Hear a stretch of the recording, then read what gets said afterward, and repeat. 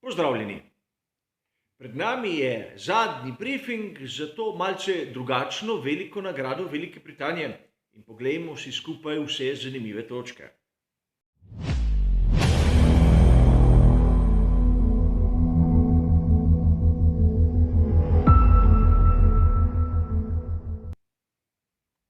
Na začetku, kot običajno, bomo nekaj trenutkov posvetili sprint kvalifikacijski dirki. Seveda, mnogim navdušencem je všeč, ker se nekaj dogaja. A morda ste opazili kar nekaj nevarnosti, ki lahko pretijo, kolikor se tak ali podoben format uvede v Formulo 1. Namreč opazili smo vsi, kaj se je zgodilo Sergiju Perezu. In seveda, ker se je to zgodilo Perezu, nobenega ni ne vem koliko prizadelo, a vsakdo izmed nas se lahko vpraša, kaj bi pomenilo, če bi se nekaj podobnega zgodilo Maxu ali Lewisu.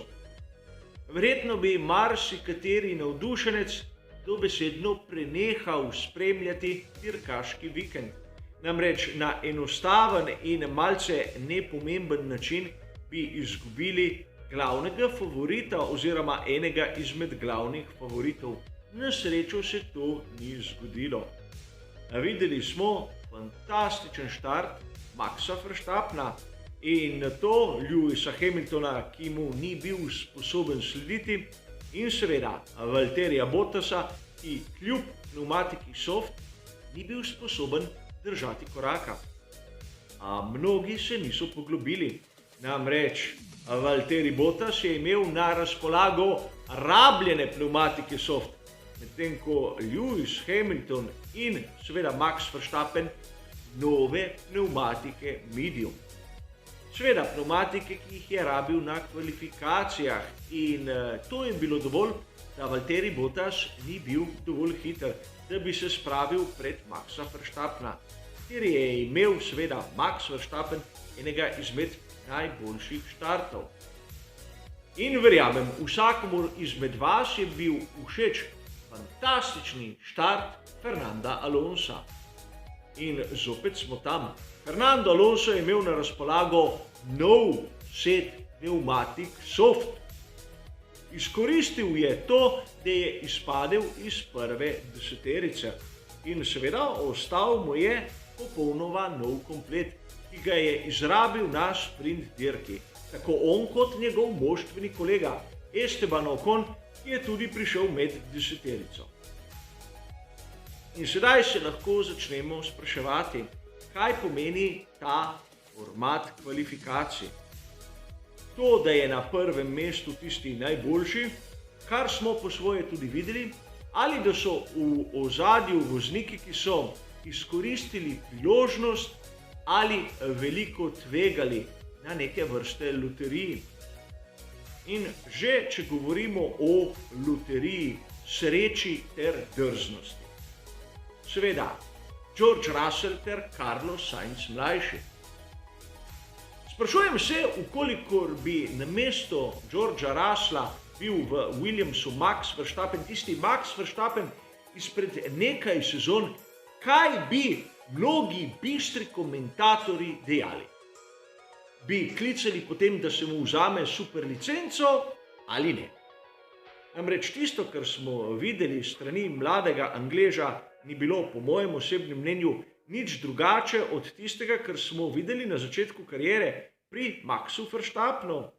A seveda način obravnave v, recimo temu, strokovni javnosti bo seveda drugačen. George Russell je pod preiskavo in videli bomo, ali bo začel v prvi deseterici.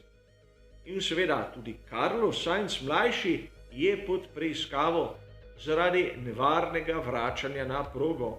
A dokazal je tisto, kar so mnogi želeli. Bil je potisnjen na dno in prehiteval je kot nor, da je dosegel 11. mesto. In sedaj lahko primerjamo rezultate, ki smo jih videli na kvalifikacijah in na sprint dirki. In tu govorim za skuderijo Ferrari, kjer smo videli, da je Carlos Sainz mlajši izgubil kar precej. In seveda, sedaj se lahko vprašamo, kaj spremljamo. Formulo 1 kot motošport ali Formulo 1 kot neko obliko zabave, ko si želimo videti prehitevanje, trke, dime in seveda razbite bolide. Vsak si lahko odgovori sam, a mislim, da mnogi izmed vas vedo, na kateri strani se nahajam sam. Pojdimo tudi malce k Lewisu Hamiltonu. Namreč ni bil sposoben dati pravega odgovora Maxu Verstappenu. In lahko se začnemo spraševati, zakaj. Namreč na papirju smo nekako dognali, da Mercedes bi tu moral imeti prednost. Na samih petkovih kvalifikacijah smo videli, da je imel Mercedes prednost. Sedaj, ker naenkrat na sprint dirki Mercedes ni imel več tiste prednosti. Poglejmo najprej temperaturo zraka, ki je bila nad 27 stopinj, in temperaturo asfalta, ki je bila skoraj 50 stopinj. In prav temperatura asfalta je po mojem osebnem mnenju tisti ključni faktor. Se spomnite naše vremenske napovedi, je bilo tam povedano, da bo vreme delno oblačno. Oblaki pred soncem so nekaka zaščita za asfalt, da se temperatura ne dvigne toliko, kot se je naprimer danes na sprint dirki. In seveda tudi to je lahko tisti odločilni faktor, kajti videli smo mehurjenje pri marsikateri ekipi. In na sprint dirki velja Parc Fermé, torej nastavitve in aerodinamična podoba, ki smo jo videli na kvalifikacijah, da ne bo kakih pomot. Seveda o kakem ritmu je izjemno težko govoriti, kajti edini trening na razpolago je bil tisti prvi trening. Do takrat so lahko še spreminjali določene nastavitve, potem ko tisti drugi sobotni prosti trening nam dobesedno ni dal nobenih uporabnih podatkov.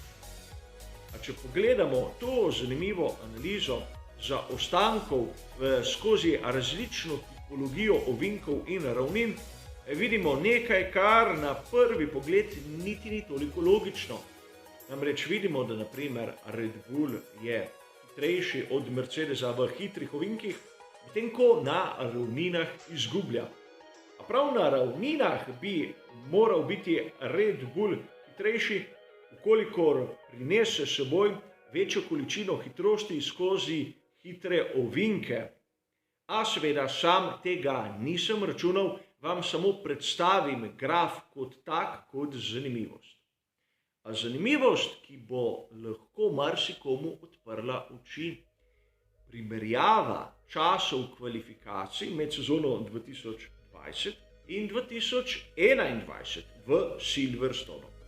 In seveda tu lahko vidimo, koliko časa so pridobile na kvalifikacijah različne ekipe Formule 1, kjer vidimo, da največ časa so pridobili pri tovarniški ekipi Mercedesa. In tudi zato so v rahli krizi. Lep pokazatelj tistega, kar smo videli na progi, ampak dokazano z drugačnimi številkami.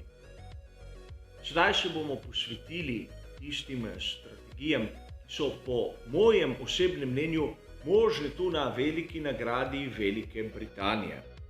Imamo tisti najtrši izbor C1, C2 in C3. In seveda, sam nisem videl nič od tistega, kar so pripravili pri Pirelliju.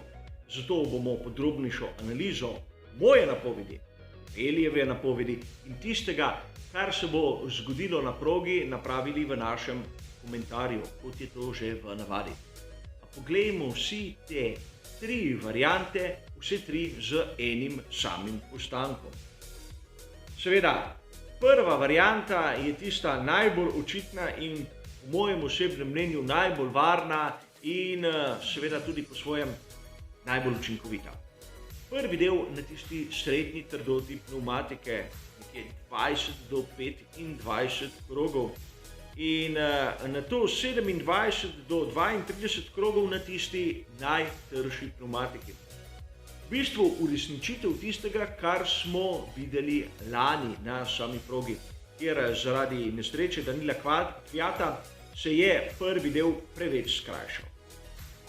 Imamo tudi drugo varianto, začeti na najtrši pneumatiki in prvi del dirke povleči tam nekje do 35. kroga, seveda z bistveno počasnejšim ritmom. A na to bi imel lahko voznik izbiro nadaljevati na tisti srednji pneumatiki ali na najmehkejši pneumatiki, seveda vkolikor ima pravi set na razpolago. Dolžina zadnjega dela 17 krogov. In seveda malce bolj fleksibilna strategija, ki ponuja neke opcije in tisti edini postanek malce v drugi polovici same dirke. In seveda na koncu ne morem mimo tistega, da pokažem še tretjo strategijo.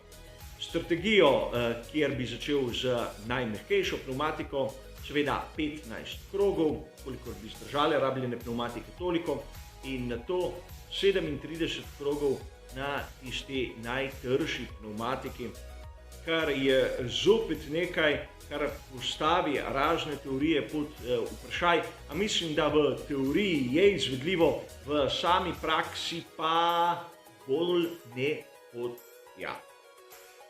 Kot napovedano, da vas še enkrat opozorim, našega običajnega komentarja ne bo v nedeljo. Žal ne utegnem, ker imam komentar serije NASCAR na Sportklubu.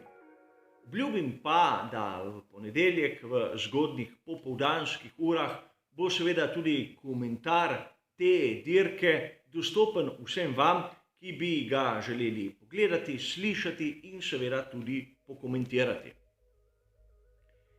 Raje zamudim en dan z mojim komentarjem, kot da bi delal nekaj na silo, samo da je, in še tu nisem prepričan, da bi mi uspelo narediti v tistem premoru od konca same dirke do trenutka, ko moram zopet odpotovati v Ljubljano.